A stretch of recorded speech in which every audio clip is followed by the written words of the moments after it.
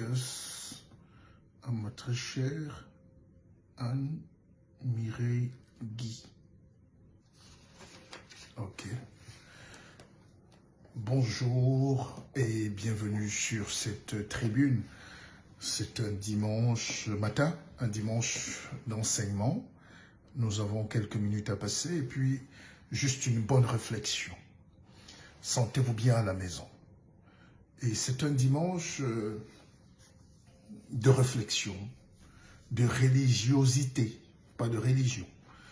Parce qu'ici, on n'exclut personne. C'est un live ouvert, pas agressif. On est en train de réfléchir sur le sens à donner à la vie. Je suis dans un groupe WhatsApp que j'ai créé et le groupe s'appelle Blague à part et il y a des discussions tellement importantes là-dedans parce qu'il y a beaucoup d'intelligence qui s'y loge. Il y a beaucoup de savants dans ce groupe et nous échangeons beaucoup. Alors, ce qui m'a amené ce matin quand même à participer à ce live, c'est quelle est la place de l'homme africain dans ce monde où tout est violence, où tout est haine, tout est guerre, tout est armement et tout est esclavage. On demande aux Africains de subir. Et dès qu'on commence à réfléchir, partout où nous sommes, Africains, ça veut dire tous les Noirs. Et quand on commence à réfléchir à l'émancipation de ce peuple, de cette communauté, pour ne pas dire cette race qui a été la plus maltraitée du monde, on nous catalogue, on vous exclut, on vous interdit de réfléchir. C'est-à-dire que l'émancipation de l'Afrique va se passer en 3 dimensions.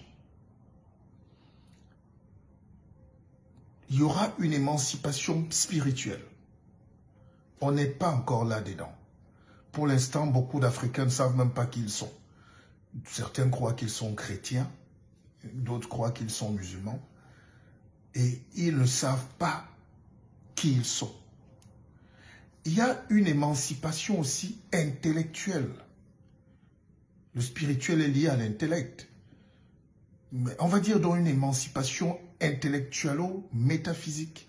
C'est-à-dire qu'il faudrait que les Noirs s'affranchissent totalement du regard des autres. Je vous prends un exemple. Quand un Chinois décide de venir monter une usine en Afrique ou vendre ses babouches, personne ne lui demande jamais un CV.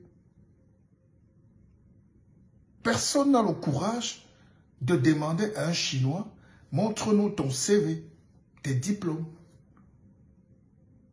Aucun Africain n'a le courage de demander à un Français, à un Italien qui arrive en Afrique, parfois c'est même des ouvriers, même pas qualifiés, qui deviennent directeurs en Afrique et directeurs des Africains qui ont des bacs plus N, plus 12. Parce qu'on n'a pas ce courage. Mais entre nous, il faut qu'on sorte même sur Facebook parfois nos actes de naissance. Il y a un problème intellectuel. Donc l'intellectuel africain, c'est celui qui se regarde comme l'ouvrier de l'Occident, comme quelqu'un à qui on a donné un petit papier d'aller parler, mais à ses congénères. Mais qui nous a donné le droit? Et donc cette libération intellectuelle doit se faire. C'est-à-dire, on n'a rien à faire de ce que vous pensez de nous. Parce que, figurez-vous bien, je suis issu moi-même d'une famille de très grands intellectuels, d'une lignée d'au moins de 10 agrégés dans ma famille élargie. Agrégés.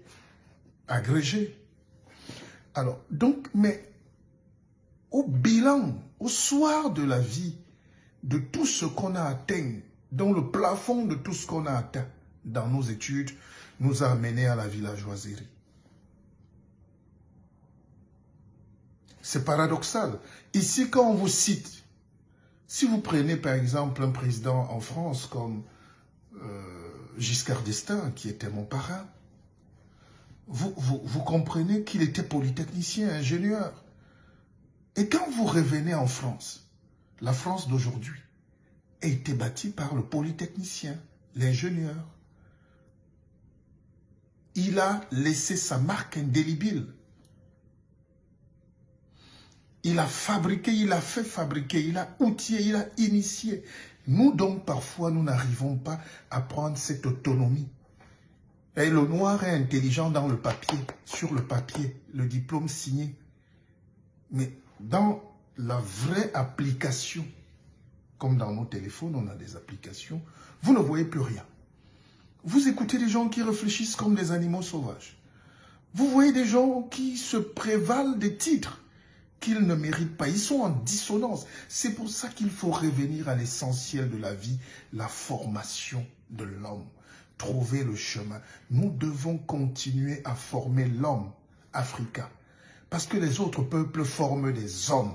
Nous, on forme un diplômé têtu, bête, hagard, perdu, qui a mal lu et qui a perdu la vue et qui se croit intelligent. Il y a une cécité intellectuelle chez nous.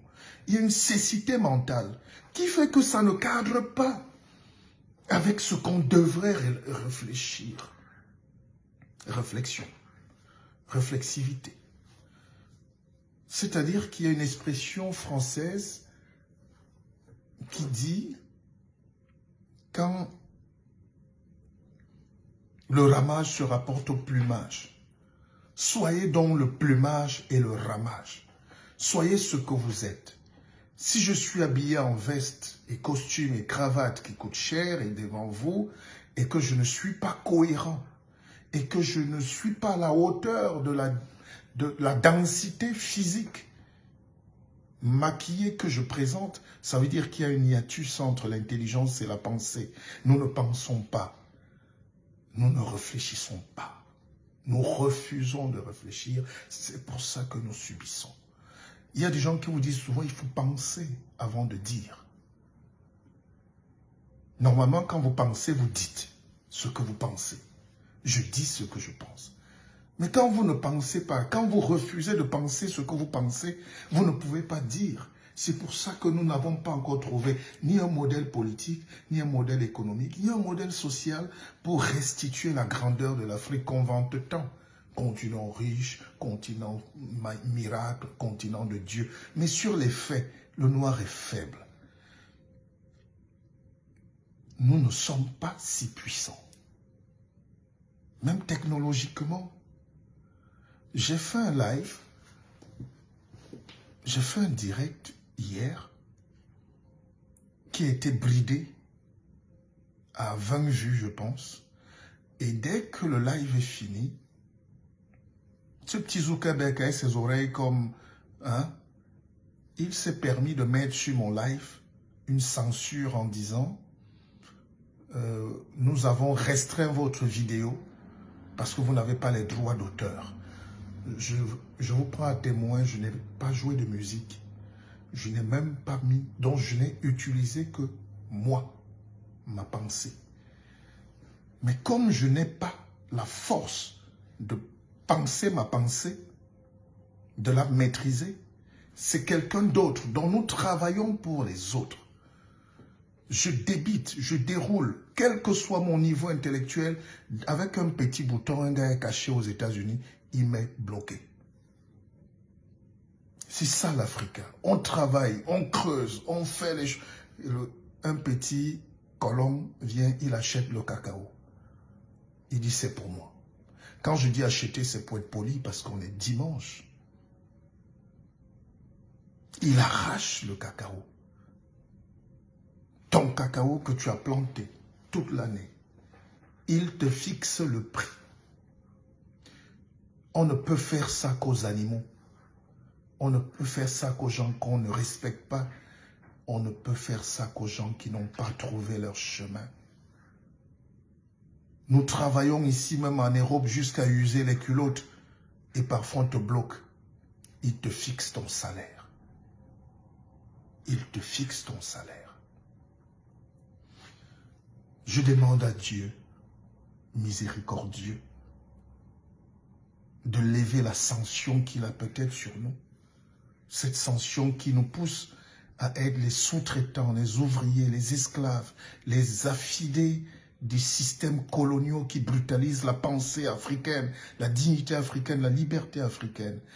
Je sais que beaucoup de mes frères ne me comprennent pas. Comme hier, ils n'ont pas compris Mongo Betty, qui n'ont pas compris Aimé Césaire, ils n'ont pas compris Cheikh Anta Diop.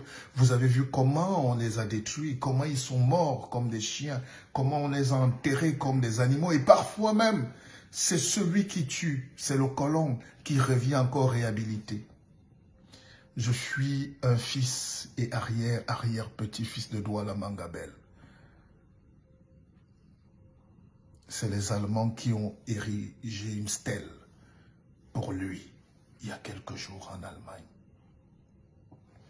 Et tous les Noirs sont partis avec leur Sandia. Tous les petits chefs Douala étaient là-bas.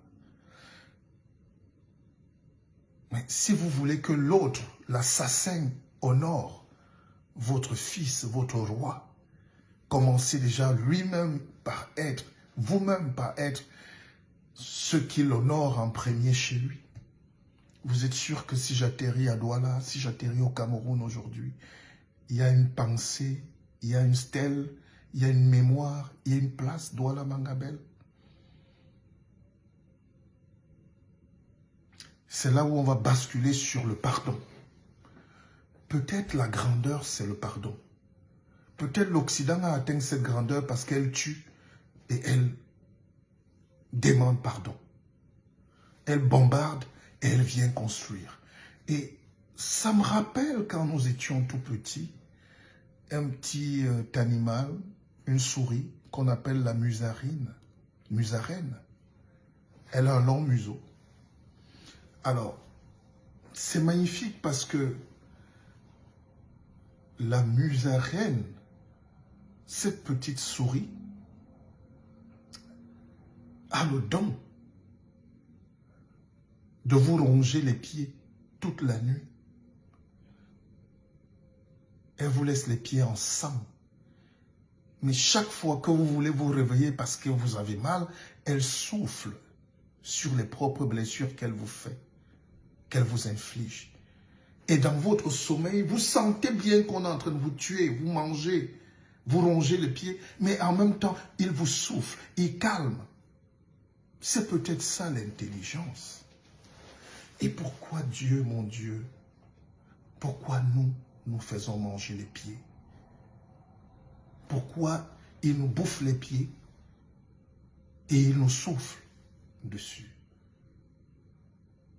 Et ça fait que ça nous empêche de nous lever, de nous réveiller. La musarine vous bouffe les pieds toute la nuit. Vous sentez que vous êtes en train de mourir, d'avoir atrocement mal. Le sang coule.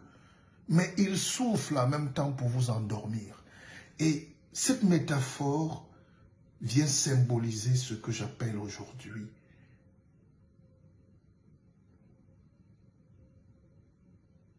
le sommeil de l'homme noir. Qu'il soit aux Antilles, qu'il soit aux États-Unis, qu'il soit en Australie aborigène, qu'il soit en Nouvelle-Zélande, en Nouvelle-Calédonie, les Kanaks, qu'il soit à l'île de la Réunion, à Maurice, qu'il soit en Afrique, le continent mer, nous avons la même maladie du sommeil. Il souffle sous nos pieds. Il nous ronge de l'intérieur. Il nous blesse chaque jour. Il tue nos enfants. Ils vont à la Méditerranée. Dieu, je te demande pardon. Si c'est un péché d'être comme on est, je te demande pardon. Et j'appelle les Africains aujourd'hui à trouver leur chemin. Parce que la vie, c'est qui nous conduit. Conduire vient du verbe latin ex docere. Éduquer, même d'ailleurs. Éduquer vient de conduire.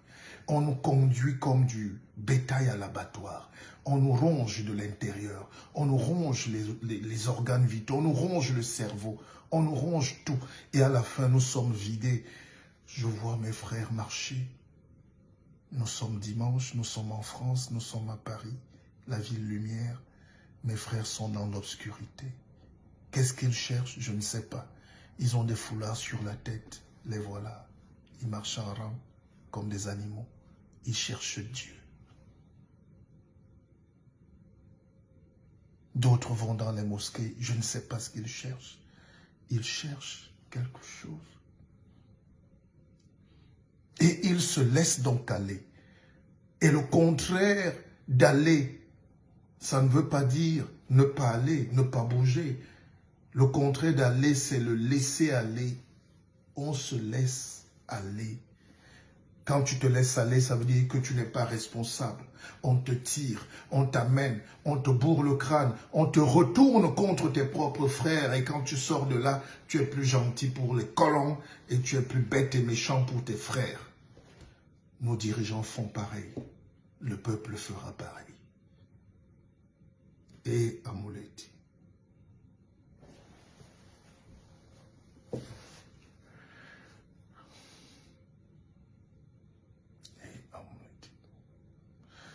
La seule manière de ne pas se laisser aller, c'est de bloquer son intelligence par la pensée.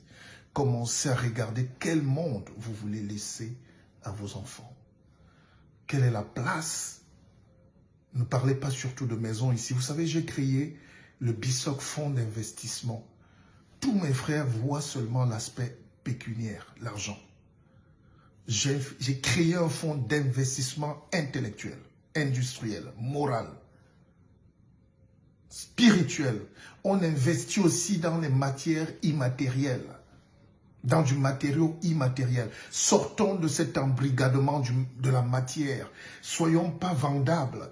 Ne soyons pas légers. C'est pour ça que certains de nous sont vendus encore aujourd'hui, comme l'étaient nos grands-parents hier. Parce que notre vie est limitée à l'attrait de l'argent, de gain, de l'achat, de ceci. Quand vous êtes un produit, on vous achète. Ne soyez le produit de rien du tout.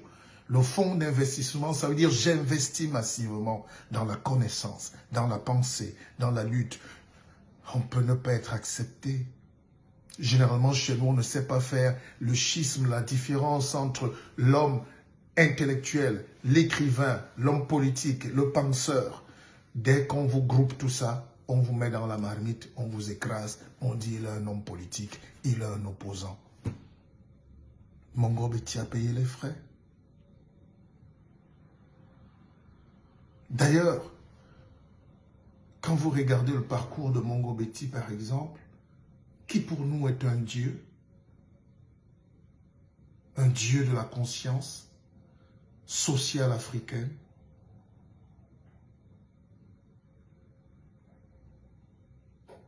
Vous voyez que quand l'homme est descendu sur terre parce qu'il écrivait au ciel, ses frères l'ont accueilli avec les flèches en bas. Il est mort comme un rat, comme un animal, comme une souris. Mais la différence, c'est que lui n'a rongé personne. La musarine n'a rongé personne, Mongo Betty.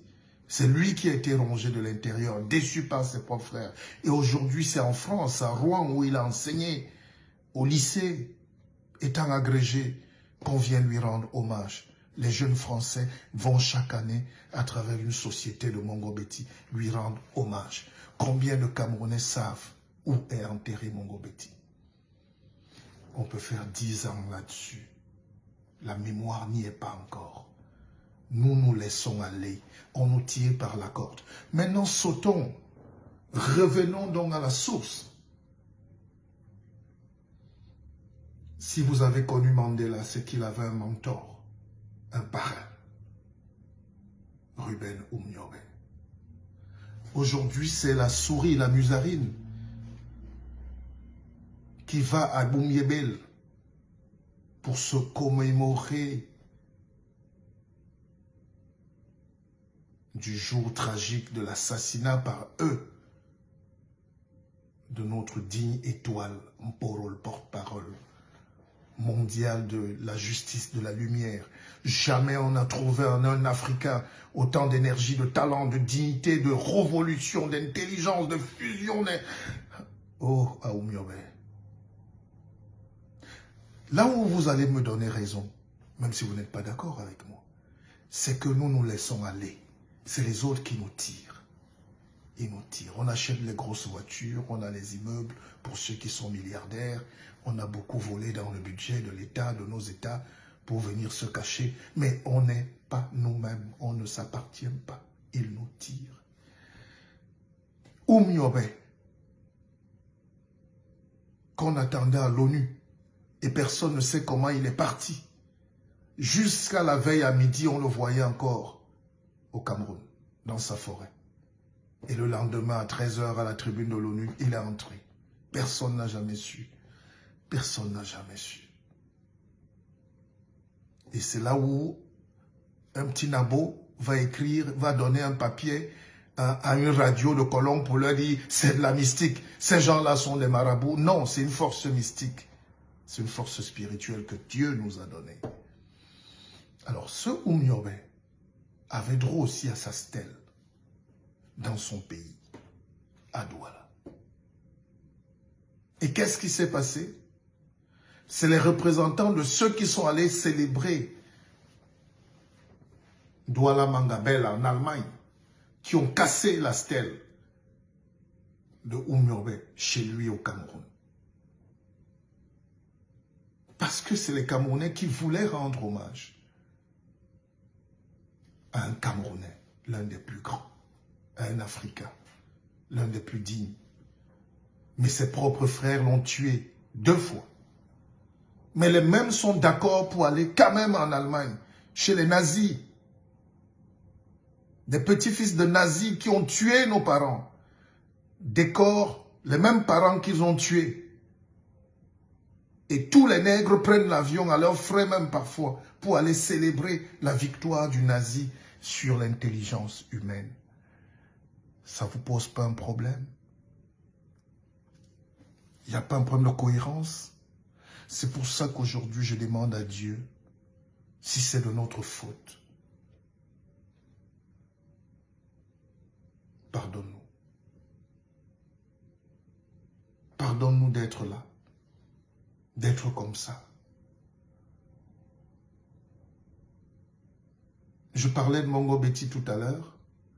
Beaucoup n'ont pas compris, ceux qui sont limités au tribalisme aujourd'hui par exemple, que quand il est condamné à Bafoussam à mort,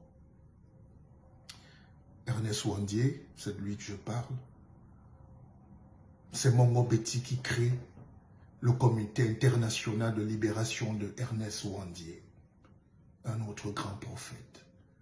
Et il est à Paris. Et on va envoyer des journalistes, on va envoyer une délégation. La France va déléguer une délégation de journalistes, aller faire un reportage pour dire que Ouandié est un monstre. Et le crime de Ouandié, c'était lequel? Juste la liberté, la dignité.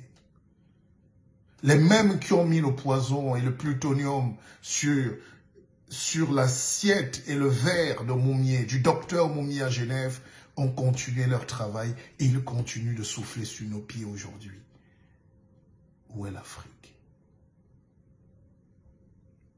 Où est l'Afrique?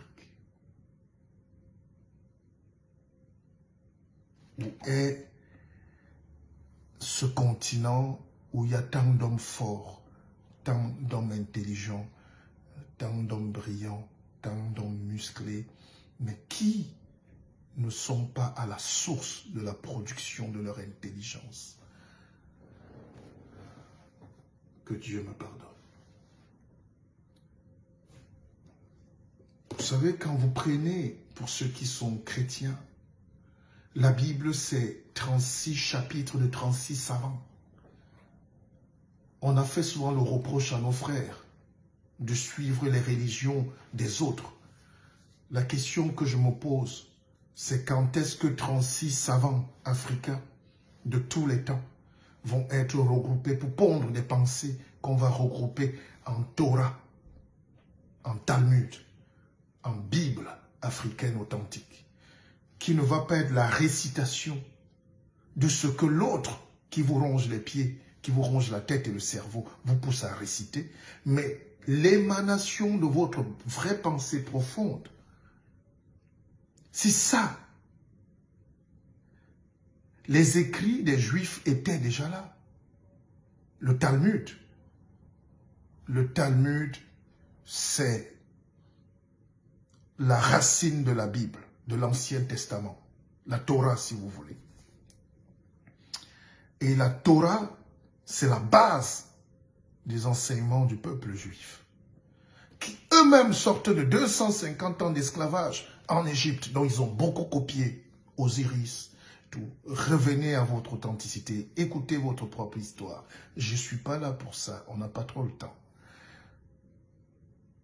Et dès qu'ils ont donc cette pensée-là, les Grecs et les Romains arrivent donc, ils viennent récupérer ce que les Juifs ont récupéré en Afrique.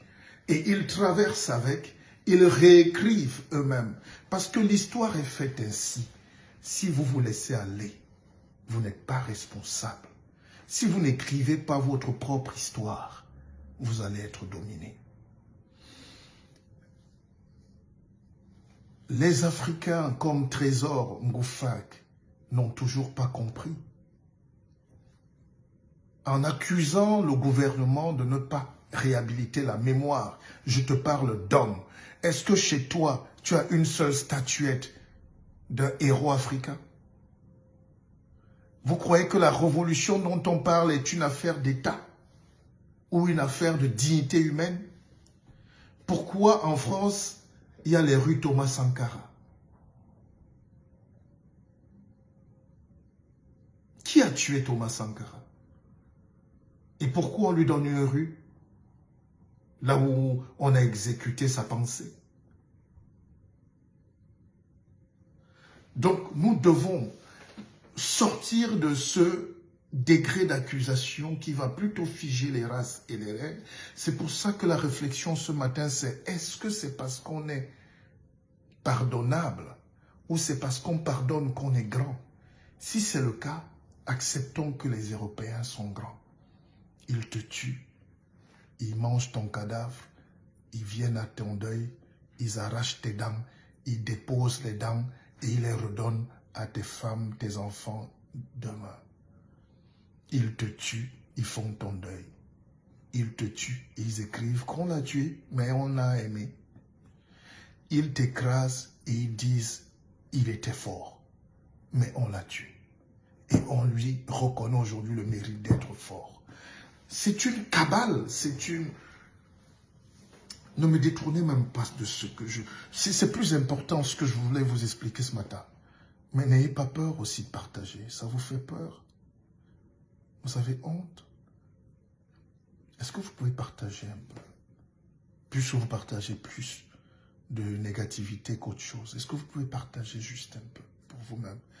Parce que Zuckerberg me laisse faire mon show, mais il a le bouton pour appuyer. Il va effacer ça. Il va écraser tout ça. Alors, je suis allé manger dans un restaurant juif, invité par des amis et des frères juifs. Merci Colette d'être là. Et tout ce qu'on m'a demandé dans le restaurant juif, c'est de mettre, comment ils appellent, leur képi sur la tête. J'ai dit, mais qu'est-ce que ça a à voir avec le restaurant? Ils me disent, docteur, mettez. Voilà. Donc, ils ont mis beaucoup de képi. Je ne sais pas comment ils appellent ça. Si c'est le mot exact, ils ont mis la képi. C'est là, accroché. On te dit de prendre le képi et de mettre sur la tête. Je dis, mais un restaurant où je viens manger, je veux payer. Je ne suis pas juif. Ils m'ont dit, tu fais ce qu'on te dit ou tu ne manges pas. La kippa. La kippa. Merci Michel. Merci Michel. Merci Michel. Akeva. Donc, ils m'ont obligé de porter la kippa. Même les amis avec lesquels j'étais ne m'ont pas défendu.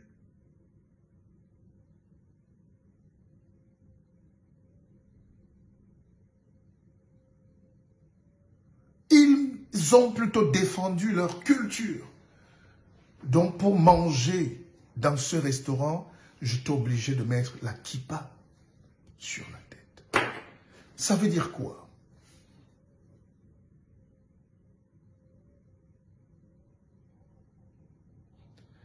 Ça veut dire que dans la vie, vous ne pouvez pas vous développer si vous n'êtes pas authentique. Si vous n'imposez pas votre manière de vivre, de voir, de sentir, de manger, de penser. Nous sommes tous des humains. Nous sommes tous des humains. Nous sommes tous pareils. Mais chaque peuple, chaque communauté ne veut pas perdre son authenticité. Le symbole de kippa que moi je croyais être un jeu n'est pas un jeu pour les Juifs. Pour manger leur nourriture, pour être avec eux, tu dois faire comme eux. C'est peut-être une dictature, mais c'est leur vision. Et c'est là où l'Africain n'a pas réussi à s'affirmer lui-même en se disant, si je dois apprendre les choses des autres toute ma vie, je serai le serviteur des autres toute ma vie. Il faut donc commencer à réfléchir à porter notre propre kippa. À aller par nous-mêmes. Quand vous allez, c'est-à-dire vous êtes en mouvement, vous trouvez votre chemin, vous cassez la forêt, vous avancez, vous cherchez, c'est difficile, vous vous battez, la tête travaille, les énergies, vous êtes ensemble pour trouver votre chemin. Mais si vous êtes sur le chemin des autres, vous serez le chausse-pied, la serpillière, les esclaves des autres. Voilà ce qui nous arrive. Je peux passer le même temps à vous expliquer la géopolitique, ceci, mais dans la réalité, nous avons un problème spirituel. Les autres nous obligent à porter leur kippa, à porter leur soutane, à lire leurs écrits. Ce n'est pas mauvais. J'ai ma petite bibliothèque, je lis tout. Mais à la fin, quand j'ouvre, j'ai Kanta Diop. Quand je lis Mongo Betty, quand j'ai Léon Gontran Damas, Aimé Césaire entre les mains, quand j'ai Ferdinand Oyono entre les mains, je sais que Dieu me parle.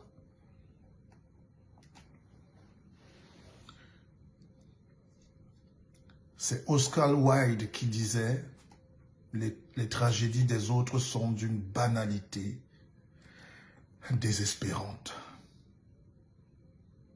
Donc notre tragédie, l'esclavage, la colonisation, la néocolonisation, tout ce qu'on fait là pour les autres, c'est d'une banalité désespérante. Ça ne les intéresse pas.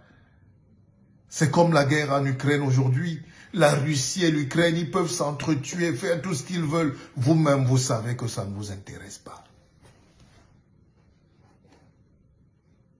Or, dans l'histoire de l'humanité, quand il y a eu la Première Guerre mondiale, qui ne nous intéressait pas, c'est nous qu'on a mis devant. Quand il y a eu la Deuxième Guerre mondiale, ça ne nous intéressait pas, c'est toujours nous qu'on a mis devant. Et à la fin, regardez le salaire, regardez ce qu'on a eu, regardez ce qu'on a aujourd'hui. C'est parce qu'on nous a posé la main sur la tête. Et je l'ai dit à plusieurs reprises, celui qui te pose la main sur la tête finit par te poser le genou sur le cou. Chasser une Africaine, une Camerounaise de France, on a refusé qu'elle entre en France, elle s'appelle Nathalie Yamb. Et le débat, c'est est-ce que la France a raison parce qu'on n'est pas d'accord avec elle de chasser ou de refuser l'accès? C'est un débat complexe parce que Nous ne pouvons pas regarder le monde aujourd'hui en haine, en opposition, en camp. Est-ce que l'Afrique aujourd'hui, le degré d'alliance qu'on a avec la France peut nous pousser à dire qu'on ne veut plus de la France du jour au lendemain? C'est pareil pour le CFA, c'est pareil pour l'économie. Dites-vous que des gens comme Pierre Castel, qui avait 25 ans à l'époque, des gamins comme vous aujourd'hui, étaient des petits employés de la compagnie française d'Indochine. Il est venu en France, il a prêté un peu d'argent, il a économisé 1 an de salaire et il est revenu acheter les brasseries du Cameroun. Et puis partout en Afrique. Est-ce qu'il était porté par l'amour pour le continent? Ou est-ce qu'il voulait juste faire du profit et fuir? Est-ce que quand Bolloré nous amène, malgré les critiques que moi-même je fais parfois, est-ce qu'il nous amène Canal Sat pour que même les mamans cachées dans les villages d'Afrique puissent regarder la télé de bonne qualité? Est-ce qu'il est ennemi de l'Afrique? Quand Orange, Cameroun nous amène la connexion, ils nous volent parfois, on est fâchés, on insulte, on tout. Mais est-ce que quand ils prennent le risque de venir investir, pendant que nous allons acheter les babouches en Chine et les carreaux, est-ce que quand eux, ils viennent faire des investissements lourds, parce qu'ils sont nombreux et multinationaux, est-ce qu'ils sont les ennemis? C'est vrai qu'ils ne viennent pas jeter de l'argent, ils viennent gagner. Mais est-ce qu'il n'y a pas aussi un côté où ils facilitent la vie?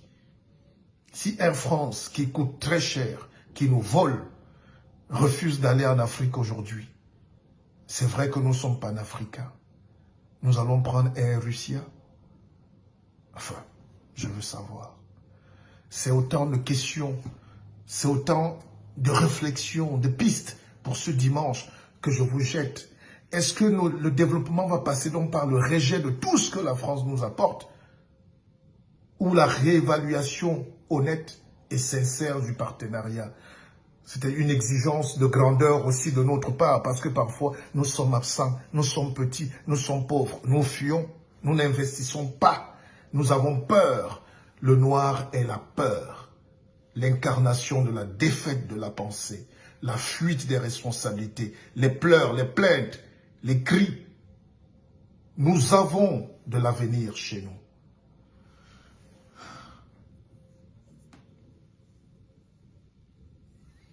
Mais qu'est-ce qu'on fait de cet avenir? C'est Victor Hugo qui disait « L'avenir n'est à personne. L'avenir est à Dieu. »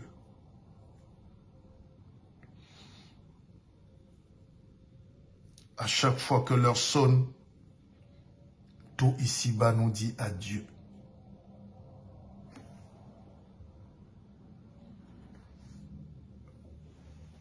Quel est notre degré de volonté, d'affirmation, de puissance? En 2022, vous croyez normal qu'on va continuer à pleurer comme des enfants? Comme des lapins de 6 semaines? Est-ce qu'on ne va pas essayer nous-mêmes de fabriquer notre pétrole, notre huile, notre gazon, notre gasoil, notre manioc, notre pain? Et là où le drame est terrible en Afrique, terrible, c'est que ce n'est pas fabriquer le pain qui est difficile, mais c'est est-ce qu'on peut fabriquer la machine qui fabrique le pain, le four? Est-ce que vous avez l'outil nécessaire dans la tête de fabriquer la moto, le vélo, le pouce-pouce, la brouette? Alors que gamins, nous fabriquions des trottinettes qui roulaient à 30 km à l'heure. Aujourd'hui, on n'arrive pas. On n'arrive à rien.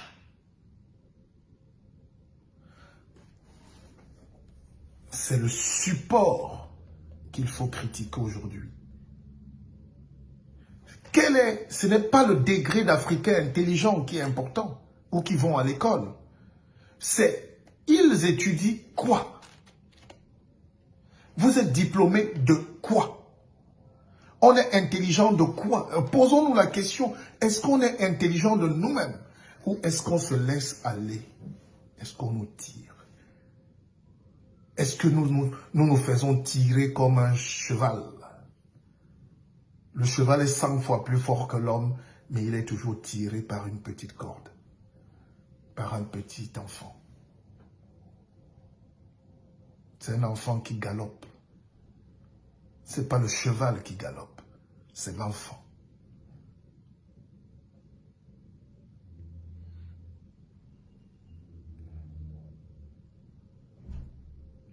Est-ce qu'on a cette volonté nous-mêmes? Je vous donne souvent une expression en anglais ici qui dit « Where there is the will, there is the way ». Vous savez, c'est clair. Les Occidentaux ne vont jamais célébrer un Africain qui est contre leur pensée dominatrice, esclavagiste et coloniale. Ça se vérifie dans le domaine de la littérature. Même les études comparées montrent que vous pouvez être d'un très grand niveau. Je parle de mon cas.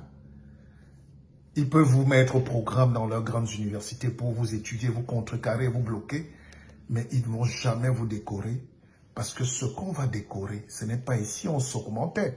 Parce qu'ils n'ont pas envie qu'on s'augmente. En nombre, en intelligence, en vision, en spiritualité. Ils ont envie qu'on écrive pour pleurer.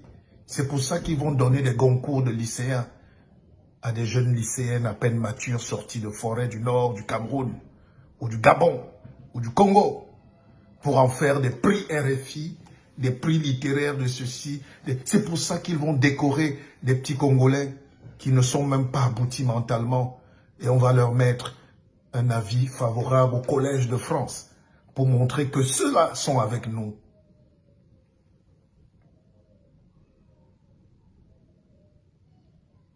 Ils ont coopté leurs gens.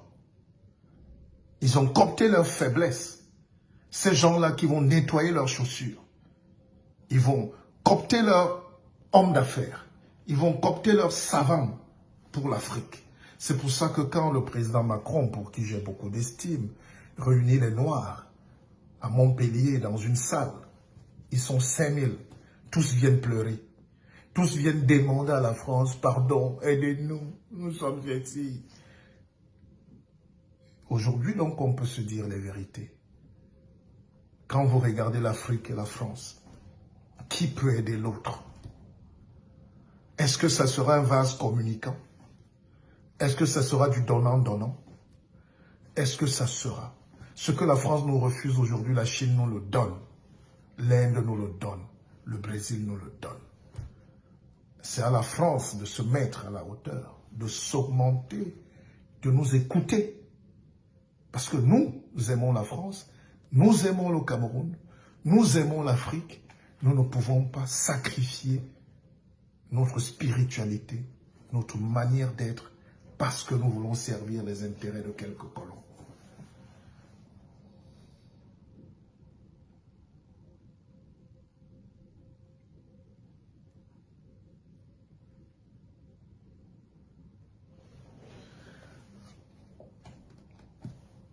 Madame, c'est la dernière fois que vous me dites c'est pas vrai dans mon direct. Je vous permettrai même plus d'avoir accès à mes contenus. Vous n'avez pas la capacité intellectuelle de me dire c'est pas vrai. Ils sont venus dire à Macron effectivement que 2 poids 2 mesures, mais ils sont payés par qui? Qui a payé l'hôtel? Qui a payé le transport? Qui a mis la salle à disposition? Vous réfléchissez par les oreilles parfois. Je ne veux plus avoir affaire à ce genre de personnages dans mes lives, des suceurs d'énergie. Je n'ai pas besoin de vous. Je donne des enseignements. On ne dit pas à un rabbin, à un maître, à un mouleti qui ne dit pas vrai. C'est pas vrai. Ne venez pas à me dire. C'est un cours magistral d'enseignement. Je ne suis pas venu penser ici pour vous, si vous n'êtes pas à la hauteur. Et d'ailleurs, quelqu'un m'a fait un reproche l'autre jour, et là, je tiens à m'excuser. Il m'a dit, mais le guide, le Pépé, Mouleti, pourquoi quand tu es en France, tu es tendu? Je dis non, je ne suis pas tendu. Peut-être je suis tendu, c'est vrai, mais je rencontre beaucoup d'hostilité de la part de certains de mes frères qui sont plus on ne va pas dire des mots ici, mais qui comprennent, qui ne veulent même pas apprendre. Quelqu'un fait un salon, un forum, il te paye le transport, l'hébergement, il te paye le per diem, et tu veux être contre lui. Vous savez ce qu'on appelle la liberté, ça veut dire que vous ne m'avez même pas suivi depuis le début. C'est pour ça que je vais arrêter ce direct. Parce qu'il y a toujours un Africain qui veut jouer l'intéressant, qui veut dénigrer, qui veut faire comme s'il a compris alors qu'il n'a rien compris. On n'a pas le temps d'apprendre. J'ai dit la différence entre laisser aller et aller est large. Vous vous laissez aller à vos émotions. Vous vous laissez aller à la flagornerie, à la cécité mentale. Vous n'êtes pas dans la pensée. Avant de venir là dans ce direct, me lever pour parler et demander à Dieu de nous donner la même force, ou bien autant de force pour s'élever, pour grandir, pour fuir les basses émotions dont la peur, la récitation, le verbiage, la calomnie, la haine, le tribalisme. Je demande à Dieu pardon pour qu'il nous donne la même force qui pousse les autres nations à aller tutoyer les cieux. Dieu est miséricordieux. S'il est miséricordieux, il le sera pour nous. J'en tremble de... Je ne sais plus quoi vous dire. J'ai compris qu'en Afrique, on célèbre les gens pas aboutis. On célèbre les gens qui ne connaissent pas. Et c'est ces médiocres-là qui veulent nous diriger, qui veulent nous imposer leur vision. C'est eux qui viennent polluer l'atmosphère. C'est eux qui distraient même sur Facebook. C'est eux qui dansent. C'est eux qui admirent, ils partagent les directs des ragots et viennent nous suivre en même temps. Ce n'est pas possible. Restez où vous êtes. Ça fera du bien au monde. Nous luttons pour qu'il y ait la dignité et de tout le monde. Vous savez, réfléchissons un peu simplement. La France vient de sortir de 2 semaines ou de 10 jours de grève de pétrole. Et pendant ce temps, les gens ont acheté le carburant pour tripler les prix. Et ils nous ont fait payer ça cher. Et beaucoup ont compris finalement que est-ce que ce n'est pas une entente pour faire payer les Français? Donc les escrocs sont partout, ils n'ont pas une seule nationalité. Il y a une bande de bandits qui a profité de la crise pour tripler le prix du carburant. Et ça existe partout, surtout en Afrique, même en France. Et quand j'ai poussé la réflexion, je dis, mais le pétrole qu'on nous vend cher là, est-ce que la France produit du pétrole? Est-ce que la France a le pétrole? On nous parle de Total. Total prend son pétrole où? Est-ce que vous savez même, est-ce qu'un Africain s'est même déjà demandé comment on produit le pétrole?